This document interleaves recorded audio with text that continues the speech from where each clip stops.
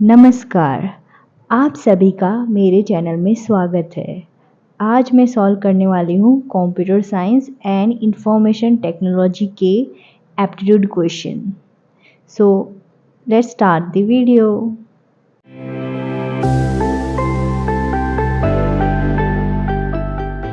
Question first, if this implies the increasing order of intensity, then the missing of the word that is analogous to this word. Which one of the given option is appropriate to fill in the blanks? तो ये first question है। तो पहले हमें दे रखा है dry implies arid implies पार्चेड।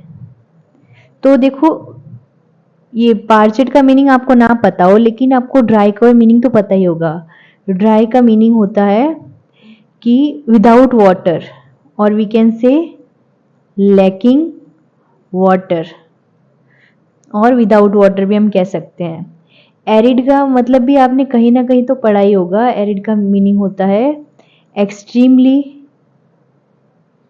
Dry. Arid का मतलब होता है एक्सट्रीमली ड्राई। तो जैसे कि क्वेश्चन में है कि ये इंक्रीजिंग ऑर्डर में है तो ऑब्वियसली पार्चेड का मतलब होगा कि बहुत ज़्यादा ड्राई, मतलब बहुत ज़्यादा एक्सट्रीम तक ड्राई हो तो हम इसे पार्चेड बोलेंगे। इसे बोल सकते हैं हम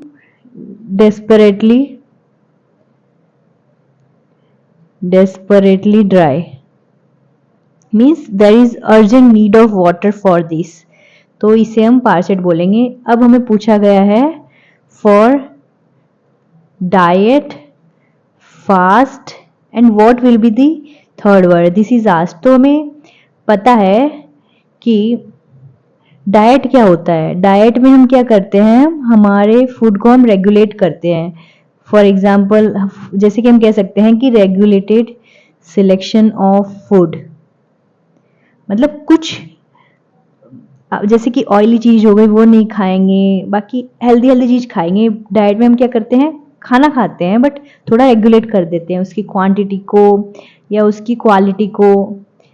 फास्ट में क्या होता है कि हम रिस्ट्रिक्ट कर देते हैं खाना, रिस्ट्रिक्टिंग फूड, मतलब कुछ टाइम हम खाएंगे या फिर ऐसा करते हैं कि दिन में एक बार खाएंगे या फिर ऐसा करते हैं कि only water. But fast means for few days or for a particular day we can say। तो एक्सट्रीम क्या होगा, जैसे कि हम ये इंटेंसिटी इंक्रीज होगी तो हम बता सकते हैं कि इसमें बिल्कुल नहीं खाएंगे, इस और ही जा रहा है according to the meaning of this two. ये क्वेश्चन थोड़ा इजी है एज कंपेयर टू मतलब लास्ट जिस वीडियो में हमने जो क्वेश्चन किया था उसके कंपैरिजन में ये इजी है। तो हम ऑप्शन चेक करते हैं। स्टार्व का मतलब ये होता है कि भूखा रहना, तो ये ऑप्शन हो सकता है। पहले चेक कर लेते हैं दूसरे ऑप्शन क्या कह रहे हैं। रिजेक्ट तो नहीं आएगा क्योंकि ये this all thing is with respect to food, so reject में कोई फूड का सेंस तो आ नहीं रहा, तो ये ऑप्शन नहीं आएगा। फीस्ट का मतलब खाना, ऑब्वियस है फास्टिंग की बात आ रही है तो फीस्ट तो आएगा नहीं। डिनाई मतलब मना कर देना, डिनाई में भी फूड का कोई रिस्पेक्ट आ ही नहीं रहा कि मतलब फूड के बारे में, तो ये भी नहीं आएगा। तो स्टार्व ही ये आंसर आएगा इसका, बिकॉज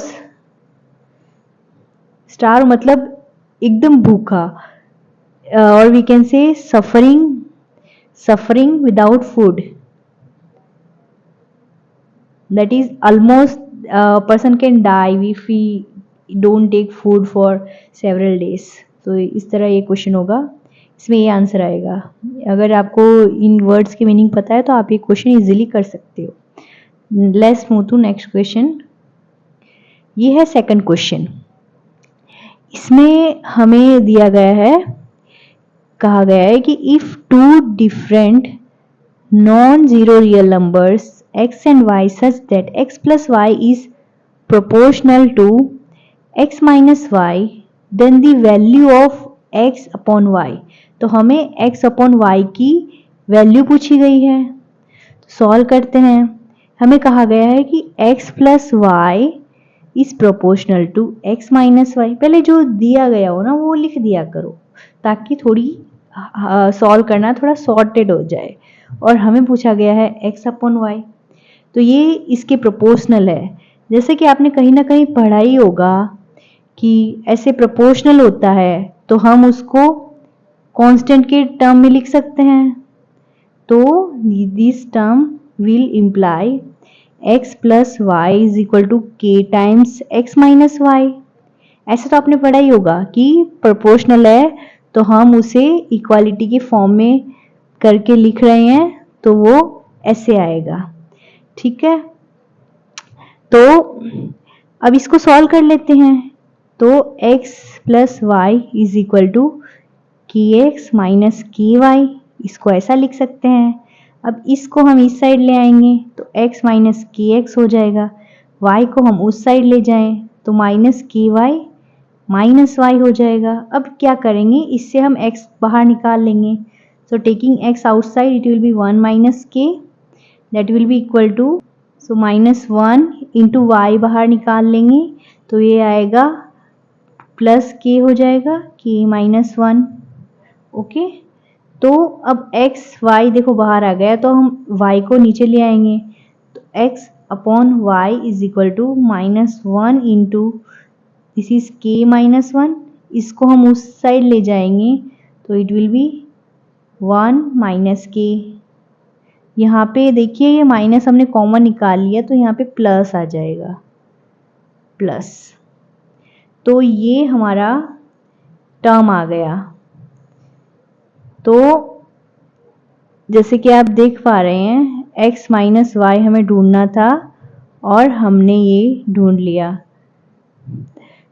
तो अब ऑप्शन चेक करते हैं। जैसे कि x एंड y, यहाँ पे देखिए ऑन राइट हैंड साइड कोई भी वेरिएबल नहीं आ रहा, it's depending on constant, k constant है, ये सारी टर्म कांस्टेंट है।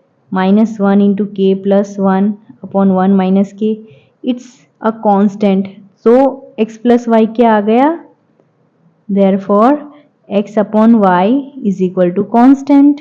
ये कांस्टेंट टर्म आएगी, अगर k की हम कोई वैल्यू रख देंगे तो ये x एंड y पे डिपेंड नहीं कर रही तो ये कांस्टेंट आएगी। तो जैसे कि आप क्वेश्चन में देख पा रहे हैं तो D ऑप्शन है कांस्टेंट, तो इसका आंसर आएगा D जो होगा कांस्टेंट। आई होप आपको समझ में आएगा ये question. Now let's move to next question. ये है हमारा थर्ड क्वेश्चन। इसमें दे रखा है कि consider the following sample of numbers 9, 18, 11 ये दे रखा है, इसका हमें मीडियन फाइंड करना है। तो हम ऐसे क्वेश्चन में मीडियन कैसे ढूंढते हैं, देखिए always remember that whenever median is asked, so first thing is arrange in ascending order। पहले तो क्या करना होता है, जो भी दिया गया है नंबर उन्हें असेंडिंग ऑर्डर में हमें अरेंज करना है। फिर सेकंड स्टेप है देन फॉर ऑड सीक्वेंस, अगर ऑड सीक्वेंस दे रखी है तो मिडल वैल्यू ही आपका मीडियन होगा। और फॉर इवन सीक्वेंस, अगर इवन सीक्वेंस दे रखी है तो average of two middle values is equal to median. ठीक है, आप ये पॉइंट नोट कर लीजिए, इसी पॉइंट का हम यूज करेंगे। This is the important thing कि पहले हमें असेंडिंग ऑर्डर में अरेंज करना है, फिर हमें अगर ऑड सीक्वेंस है तो उसकी मिडल वैल्यू मीडियन होगी, और अगर इवन सीक्वेंस है तो एवरेज ऑफ 2 हम निकालेंगे। ठीक है, तो पहले तो इसमें हम काउंट कर लेते हैं 1 2 3 4 5 6 7 8 9 10।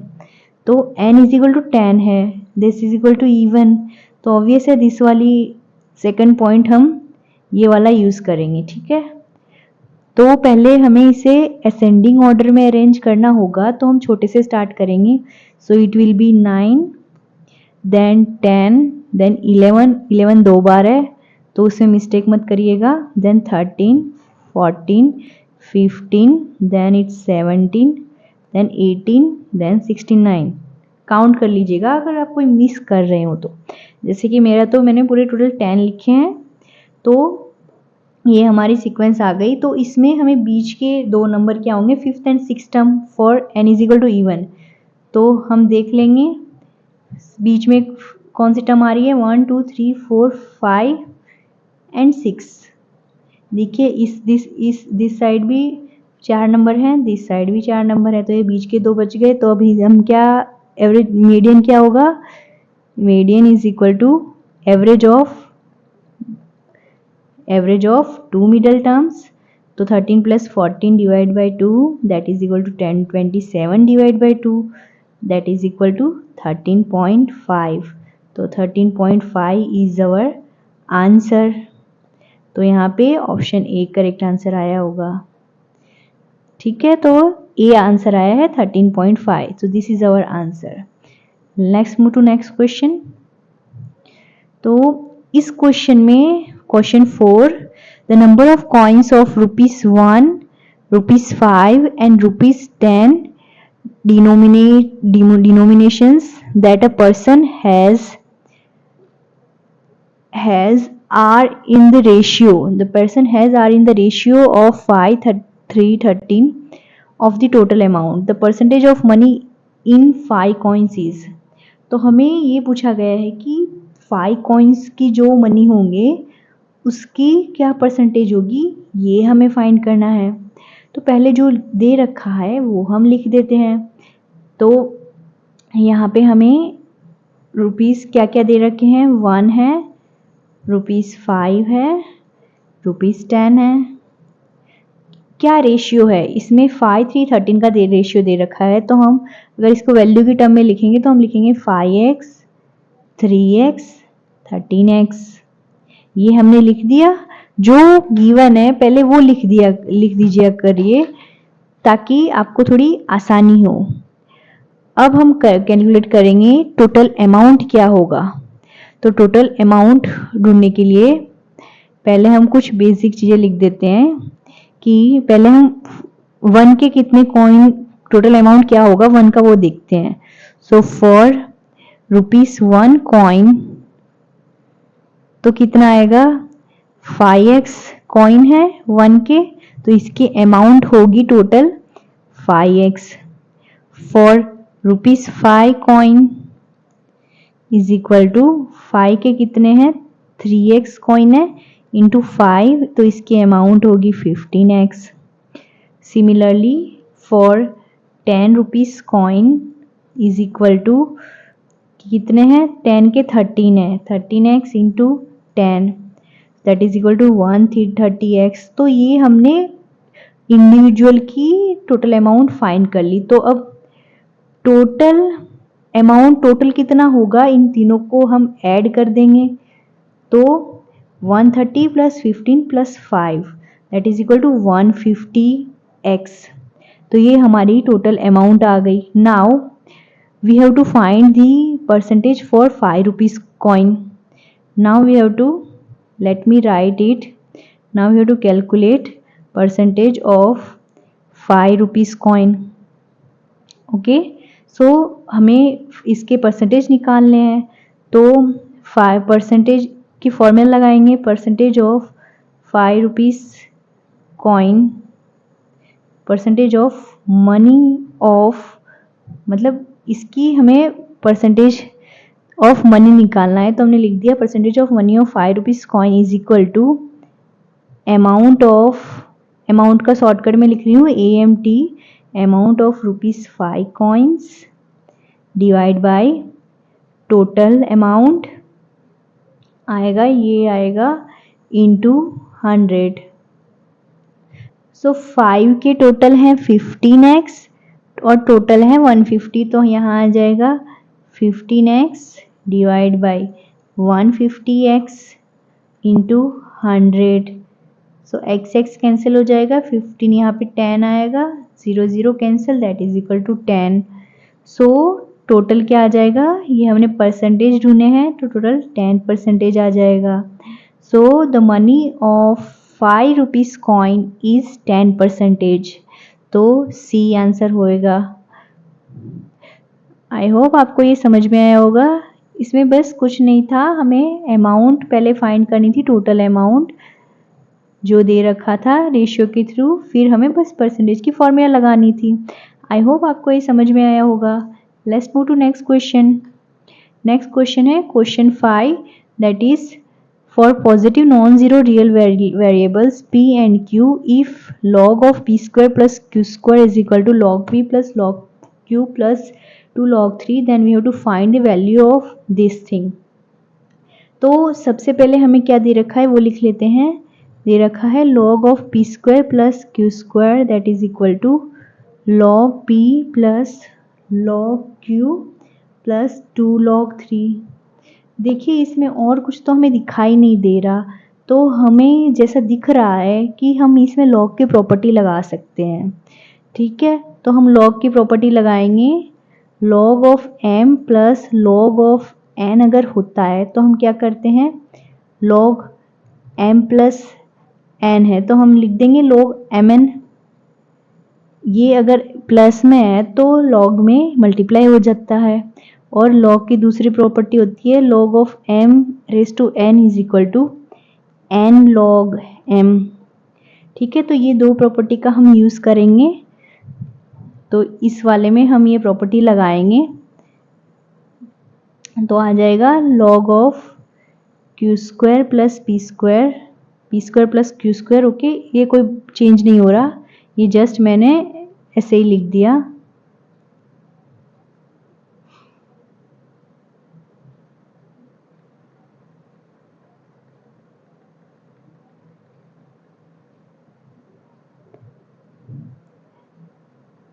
यहाँ पे आएगा log of p square plus q square is equal to, यहाँ हम इस दोनों में प्रॉपर्टी लगाएंगे तो ये आ जाएगा log ऑफ पी क्यू, और इसमें हम 2 को ऊपर ले जाएंगे, इसमें ये वाली प्रॉपर्टी लगाएंगे तो ये आ जाएगा log ऑफ 3 स्क्वायर। ओके, यहाँ प्लस साइन है, प्लस 2 log 3 था। अब ये दोनों अगेन ये वाली प्रॉपर्टी सेटिस्फाई कर रहे हैं तो अगेन हम इसे लिख देंगे log of P q into 9, 3 square is 9, तो ये आ गया log of P square plus Q square, ये आ गया। अब दोनों साइड log है तो ऑब्वियसली हम log हटा सकते हैं, तो ये आ जाएगा p square plus Q square is equal to p q into 9, that implies p square plus Q square is equal to 9 P q. ये हमारे पास एक इक्वेशन आ गई। ठीक है, लेट्स गिव इट नंबर 1। अब हमें इसमें क्या निकालना है, p raise to 4 plus q raise to 4 निकालना है। तो इसके लिए हम क्या करेंगे, हम इसके लिए हमें एक फॉर्मूला यूज़ करना पड़ेगा, p raise to p square plus q square. अगर हम इसका होल स्क्वायर ले लें तो क्या आएगा, p raise to 4 plus q raise to 4 plus 2 into P square into Q square, ये आ जाएगा। ठीक है, तो अब हम इसमें क्या करेंगे, p raise to 4 plus q raise to 4, इसको हम माइनस वाली टर्म को एक साइड ले लेंगे तो ये आ जाएगा p square plus Q square whole square minus 2 into P square into Q square. मैंने क्या किया, इसको सब्जेक्ट बना लिया, मतलब इसको इधर साइड ले गई ये और इसमें से माइनस कर दिया। जस्ट मैंने इक्वेशन सॉल्व की है, इसको इतना किया। फिर मैं क्या करूँगी, ये P square and Q square की हमारे पास वैल्यू है वो इसमें सब्स्टिट्यूट कर दूंगी, तो P square plus Q square is equal to 9 P Q, और इसका स्क्वायर है minus 2 into P square into Q square. तो this will be 9 square 81 P square Q square minus 2 P square Q square. 81 minus 2 is 79 into 2 into 79 into p square into q square, तो p⁴ plus q⁴ की value आ गई हमारे पास 79 into p² into q²। Let give it equation number 2। अब देखिए हमने p⁴ plus q⁴ की वैल्यू निकाल ली है, तो this will be equal to, ये हम सब्स्टिट्यूट कर देंगे 79 p² q², 79 p² q², नीचे है p² q², यही तो हमें ढूंढना था। यहाँ p² q² कैंसिल हो जाएगा, हमारा आंसर आ जाएगा 79। तो ऑप्शन ए आंसर आएगा। तो ये क्वेश्चन इस तरीके से सॉल्व करना था। इसमें मेन क्या था, हमें पहले ये लॉग की प्रॉपर्टी लगा के ये लॉग का पूरा टर्म सॉल्व किया हमने पहले। तो यहाँ 9pq आ गया p² प्लस q², लेकिन हमें p⁴ q⁴ निकालना था, तो हमने इस इक्वेशन का यूज़ किया। This is just a plus b whole square, हम क्या लिखते हैं a² plus 2ab plus b², उसी का मैंने यूज़ किया है। यहाँ p² है तो ⁴ हो जाएगा, 4 हो जाएगा इंटू 2ab, यहाँ a और b p² q² थे, तो जस्ट मैंने इस इक्वेशन को सॉल्व किया। यहाँ p⁴ प्लस q⁴ हमने फाइंड किया और फिर डायरेक्ट जो इक्वेशन दे रखी थी उसमें पुट कर दिया, तो 79 हमारा आंसर आएगा। Now let's move to next question. अब ये देखिए, ये है वर्बल एप्टीट्यूड का क्वेश्चन है। तो इसमें दे रखा है in the given text the blanks are the numbers 1 to 4, select the best match. इसमें हमें बेस्ट मैच ढूंढना है। देखो हर बार गेट में ऐसा एक क्वेश्चन आता ही है, तो ऐसे क्वेश्चन को मत छोड़िए, ये क्वेश्चन इजी क्वेश्चन है। तो अगर आपको एक ना पता चले तो let then try to find the other one, जिससे हमें इजीली पता चल रहा है। तो देखिए, Steve was advise to keep his head, अब इसमें थोड़ा चलो आपको ना पता चले, अप और down before heading to bed. Obviously यहाँ क्या होगा, फॉर सेकंड बेट करने जाएगा, तो ऑप्शन बी क्या है, डाउन डाउन आउट आउट। तो ऑब्वियसली बेट करने डाउन तो नहीं जाएगा, ही will go in the field, he will go in the field, that implies he will go out, means जो वहां बैठे हैं वहां से वो खेलने जाएगा तो वो आउट जाएगा। So he will go out to bat, तो ये हमें पता चल रहा है कि वो बाहर जाएगा। तो इससे हम ऑप्शन ए डिस्कार्ड कर सकते हैं एंड ऑप्शन बी भी डिस्कार्ड कर सकते हैं, बिकॉज बी में यहाँ डाउन है। फिर देखिए, he before heading out to bat for while he had batting, तो इसका मतलब यह हेड लिखा जा रहा है, तो मे बी वो अच्छा प्लेयर होगा। while he had, तो यहाँ क्या आ सकता है, मोस्ट प्रोबेबली यहाँ 4 और ऑन है, तो while he had a head for batting he could only do so with a cool head। यहाँ तो ऑब्वियस है ऑन आएगा कि हेड, यहाँ तो 4 नहीं आ सकता। फोर्थ इजी है, it will be on shoulders, cool head, अपना हेड कहाँ होगा, obviously on shoulders, head we can not write for shoulders. So इससे तो हमें सी आंसर मालूम चल रहा है। अब इस क्वेश्चन को पूरा सेंटेंस बनाइए। Steve was advised to keep his head down before heading out to bat for while he had a head for batting he could do so with a cool head on his shoulder। इसका meaning क्या हो रहा है कि यहाँ head down का मतलब है कि बी काम एंड बी फोकस्ड। सो यहाँ ये डाउन आएगा, सो यहाँ पे ये डाउन आएगा। Steve was advised to keep his head down before heading out to bat, field में जा रहा है तो obviously out to bat, while he had a head for batting, means he was a good player, but उसको कहा गया है कि थोड़ा फोकस्ड रहो, थोड़ा काम रहो। So put your head down, go out to bat, and also while he had a head for batting, he could only do so with a cool, मतलब बी काम एंड प्ले नाइसली, हम ऐसा बोलते हैं ना, with a cool head on he shoulder, मतलब अपना ठंडा दिमाग रख के खेलना, इसका मीनिंग ये हो रहा है। तो इसमें सी आंसर आएगा। देखिए इसमें थोड़ा बेसिक आपको इंग्लिश आना चाहिए तो हो जाएगा, ठीक है। अब मूव करते हैं नेक्स्ट क्वेश्चन पे। तो ये क्वेश्चन कह रहा है, question 7, a rectangle paper sheet of dimension 54 into 4 centimeter is taken. The two longer edges of the sheet are joined together to create a cylindrical tube. तो देखिए यहाँ एक रेक्टेंगल हमें दिया गया है, रेक्टेंगल पेपर। पहले जो दे रखा हो ना वो लिख दीजिए करिए। तो यहाँ 54 सेंटीमीटर है, यहाँ 4 सेंटीमीटर है, ये एक रेक्टेंगल है। The two longer edges of sheet are joined together to create a cylindrical tube. तो देखिए ये सिलेंडर है तो इसकी लॉन्गेस्ट तो ये दोनों साइड है, इनको ज्वाइन करके एक सिलेंडर बन रहा है, ठीक है। ये पेपर हम ज्वाइन कर देंगे तो ऐसा बनेगा। फिर दे रखा है अ cube whose surface is equal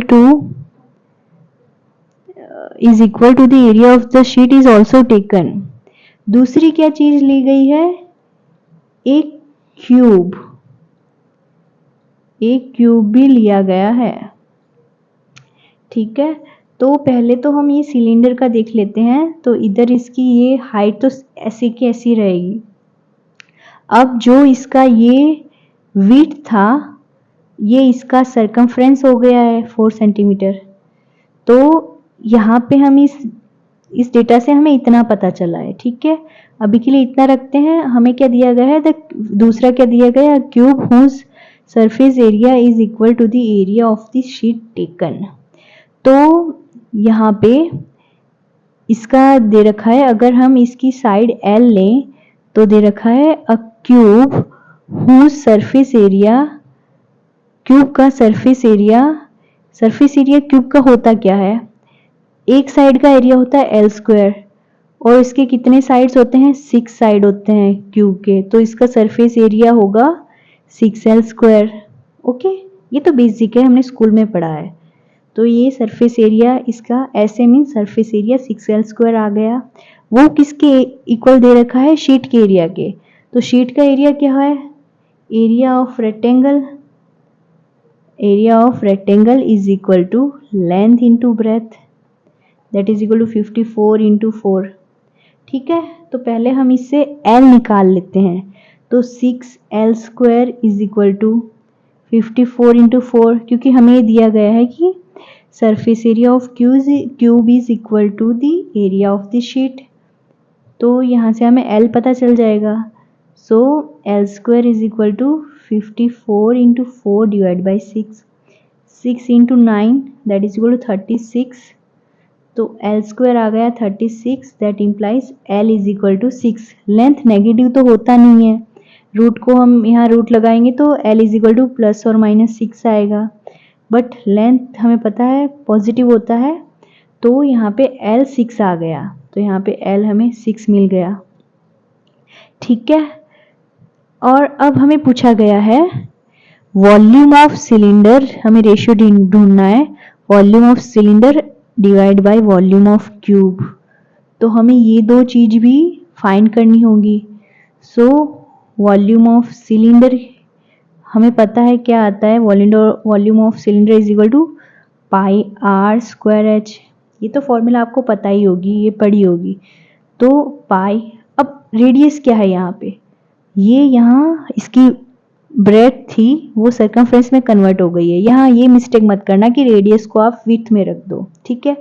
तो यहाँ आएगा 2 pi r is equal to 4, क्योंकि हमने इसको राउंड कर दिया तो जो विड्थ थी वो राउंड हो गई, और हमें पता है सर्कल में उसकी सरकमफ्रेंस होती है वो राउंड हो गई। तो सरकमफ्रेंस होती है 2 पाई आर, ये है circumference 2 pi r is equal to 4 हो गई। तो आर आ जाएगा 4/2 पाई, तो रेडियस आ गया 2/पाई, ठीक है।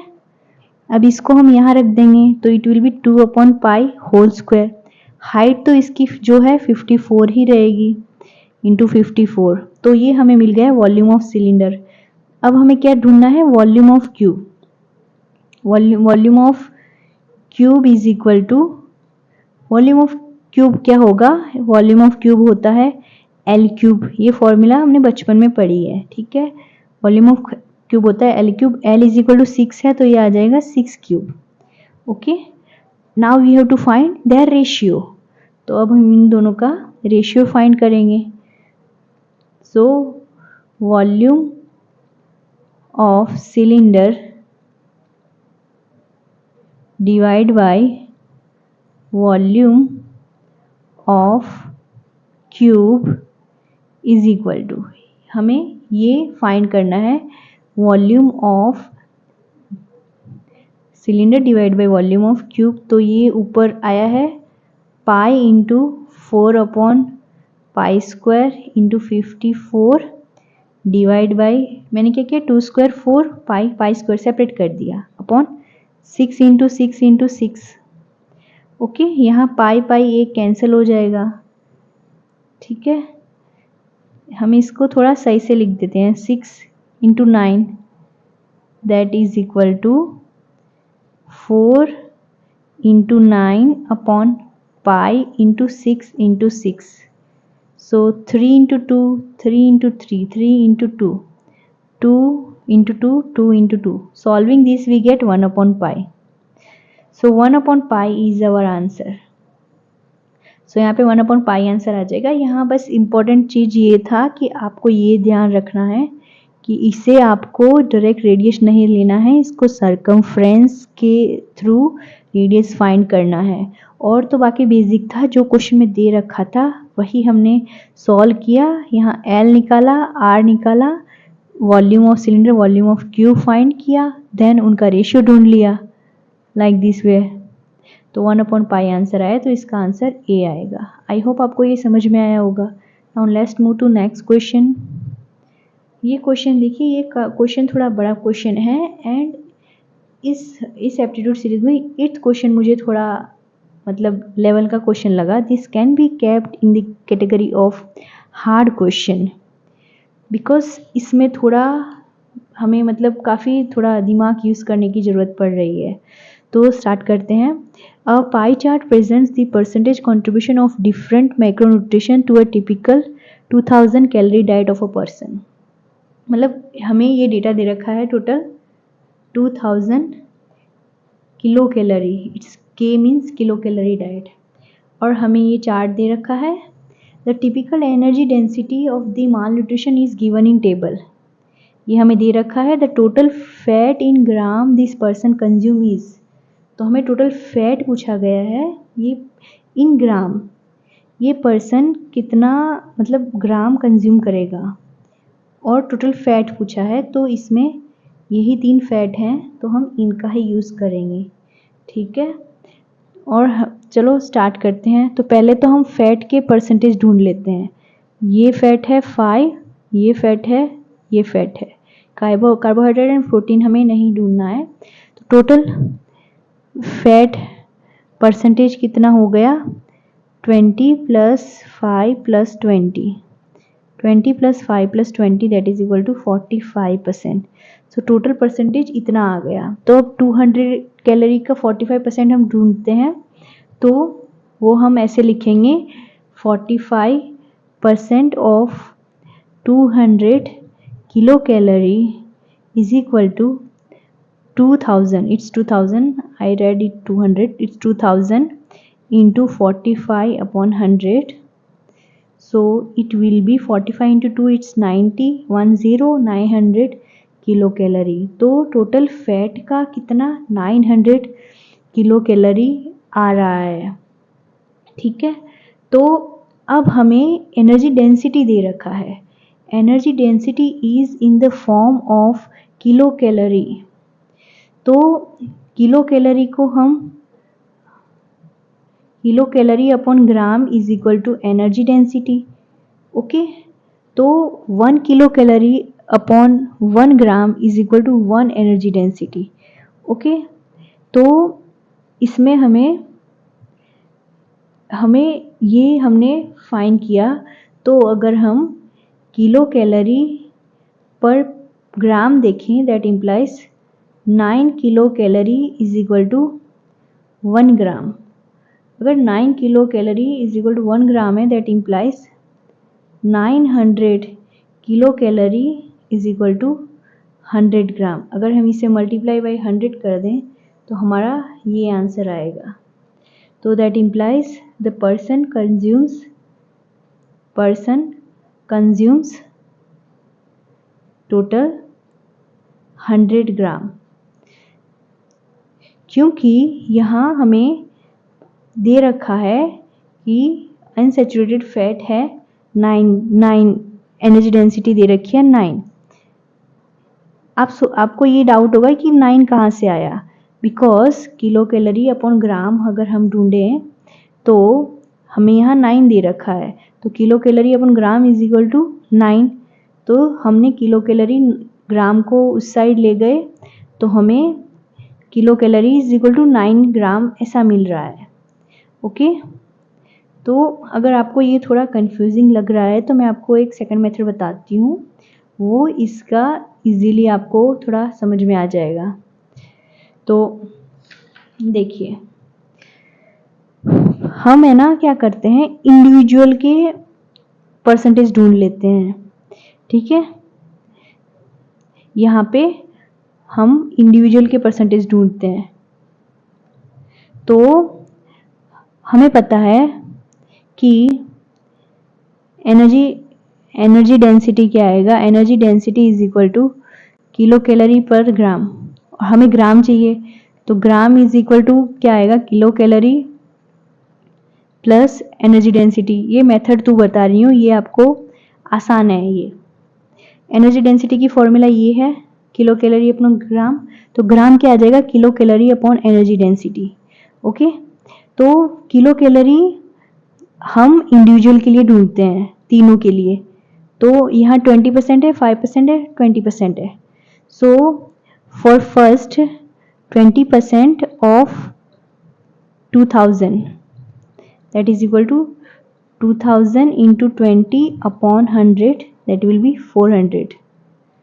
ये फर्स्ट के लिए आया। सेकंड के लिए भी 20 है, 20%, तो उसका भी 400 आएगा। एंड थर्ड है 5%, that implies 2000 into 5 upon 100, so it will be 0 will get cancel, so it 100। so third के लिए क्या आ गया, 100 आ गया। तो ये हमने तीन के इंडिविजुअली हमने परसेंटेज निकाल लिए।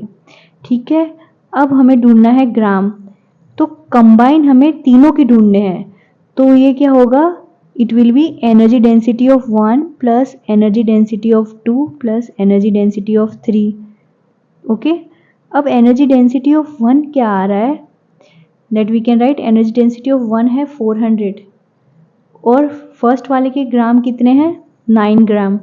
सो divide by 9 gram plus second का है 400 और यहाँ सेकंड क्या है 9, थर्ड का भी है 9। सो it will B divide by 9 plus, because energy density is kilo calorie upon ग्राम, और तो ग्राम आया kilo calorie upon energy density, तो हम एनर्जी डेंसिटी को से डिवाइड कर रहे हैं। थर्ड आया 100 divide by 9, this we can write 400 plus 100 it's 900, it's 9, denominator तो सेम है तभी हमने ऐड किया, तो ये आ गया 100 gram. So 100 gram is the correct answer. Second method is easy as compare to first one, because individually हम ढूंढ रहे हैं और टोटल पूछा है तो हम उनको ऐड कर रहे हैं, ऑल 3 टाइप्स ऑफ फैट। सो हमें ये पता चला कि the person will consume 100 grams, so total fat will be 100 grams that he will be consuming for the kilocalorie that is given। I hope आपको ये समझ में आया होगा ये क्वेश्चन। हाँ, ये थोड़ा डिफिकल्ट था as compare to other question, because इसमें थोड़ा हमें माइंड यूज़ करने की ज़रूरत पड़ रही है कि हम कैसे ढूंढेंगे। तो यहाँ यूनिट्स का काफ़ी इंपॉर्टेंट रोल है। आई होप आपको ये समझ में आया होगा। आपको कोई क्वेरी है तो आप मुझे कमेंट सेक्शन में पूछ सकते हो। Now let's move to another question. तो ये क्वेश्चन है, इसमें हमें दे रखा है a rectangle paper of 20 into 8 centimeter is folded 3 times. Each fold is made along the line of symmetry which is perpendicular to the longest edge. The parameter of final folded sheet is, तो हमें parameter पूछा गया है final sheet का बारे में। तो पहले तो हमें ये दे रखा है it's 28 centimetre, sorry it's 20 centimetre, it's 8 centimetre. ये हमें दे रखा है, इसको हमें 3 बार फोल्ड करना है along the longest side. So first of all सबसे पहले तो ये है लॉन्गेस्ट साइड, ओके, तो इसके परपेंडिकुलर होना चाहिए, परपेंडिकुलर टू लॉन्गेस्ट साइड, तो ऑब्वियस है इसका परपेंडिकुलर ये होगा। तो हमने ये फोल्ड कर दिया, तो हमारे पास ये आया। हम फोल्ड करेंगे तो ऑब्वियसली हाफ हाफ डिवाइड होगा, तो 20 का हाफ है 10 सेंटीमीटर एंड यहाँ तो 8 सेंटीमीटर ही आएगा। Now again we have to fold 3 times, so this was the first fold, it was first fold, okay. अब है लॉन्गेस्ट साइड, अगेन हमें जैसे दिख रहा है यही है, 10 इज ग्रेटर देन 8, सो इसको हम फोल्ड करेंगे। सो सेकंड फोल्ड करेंगे, ये आएगा 10 का हाफ होता है 5, फोल्ड करने के बाद ये हो गया 5 सेंटीमीटर, ये 8 सेंटीमीटर, ओके। अब हमें इसे थर्ड टाइम फोल्ड करना है,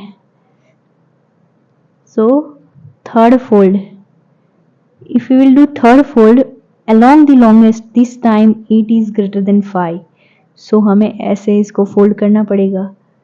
तो ये इस तरह का कुछ बनेगा, 8 का हाफ होगा 4 सेंटीमीटर, तो ये 4 सेंटीमीटर हो जाएगा और इस साइड 5 सेंटीमीटर रहेगा। अब हमें पूछा गया है पैरामीटर, तो हमें पता है कि रेक्टेंगल का पैरामीटर होता है, पैरामीटर सिंपल मीन्स जो भी बाउंड्री है उनका सम कर दो, लेकिन रेक्टेंगल में हम बोल सकते हैं 2 इंटू लेंथ इंटू ब्रेथ। और हम डायरेक्टली ना पता हो क्या पैरामीटर है तो सारी साइड का एडिशन कर दो, लेकिन हमें पता है पैरामीटर क्या होता है, तो यहाँ आएगा 2 इंटू लेंथ इंटू ब्रेथ, तो यहाँ लेंथ है 5 प्लस ब्रेथ है 4, that is equal to 2 into 5 plus 4 is 9, so that is equal to 18, so its parameter is 18, option A is the correct answer।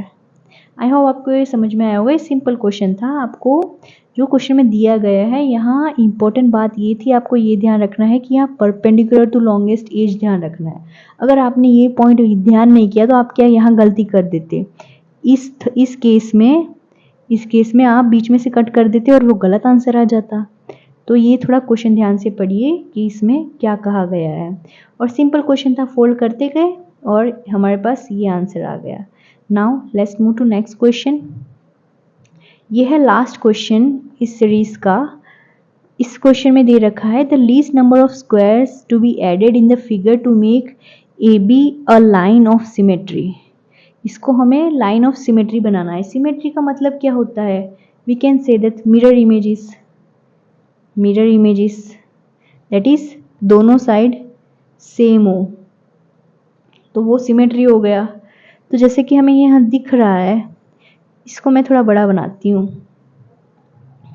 तो ये ऐसा कर दिया, ये ए बी के थ्रू सिमेट्रिक हमें बनाना है, तो ये ऐसा आएगा, ये ऐसा है दे रखा है, then this is given like this and this is given like this, ये हमें दे रखा है। तो सिमेट्री बनाने के लिए यहाँ 3 है, तो ऑब्वियसली इनके ऊपर भी आएंगे, तो ये तो ऐसे बन गया, ऐसे बन गया, ऐसे बन गया। इस साइड का तो चलो सिमेट्री हो गया, ठीक है, ये देखो सिमेट्री दिख रहा है। अब इस साइड की बारी, अब ये है तो एक हमें यहाँ ऊपर बनाना पड़ेगा, एक इधर बनाना पड़ेगा, अभी भी सिमेट्री नहीं दिख रहा, और एक यहाँ भी बनाना पड़ेगा, ओके। अभी सिमेट्रिक दिख रहा है, देखिए ऊपर भी 3 नीचे भी 3, ठीक है, तो ये सिमेट्रिक बन गया। तो टोटल कितने, कम से कम हमें कितने यहाँ ज़रूरत पड़ी स्क्वायर की, तो देख काउंट कर लेते हैं, 1 2 3 4 5 एंड 6, टोटल हमें 6 स्क्वायर की ज़रूरत पड़ी, कम से कम इतने तो हमें चाहिए होंगे, तो यहाँ आंसर आएगा A 6 squares, so this will be our answer. तो आज ये हमने 10 क्वेश्चन सॉल्व किए हैं, ये क्वेश्चन तो काफ़ी इजी था, तो इसी तरह सारे क्वेश्चन सॉल्व करने होते हैं। तो आपको ये वीडियो अच्छी लगी तो do like share and subscribe to my channel, और आपको कोई भी क्वेरी हो तो आप मुझे मैसेज कर सकते हो, आप मुझे कमेंट में लिख सकती हो कोई भी क्वेरी हो तो। Thank you and see you in the next video. Bye bye.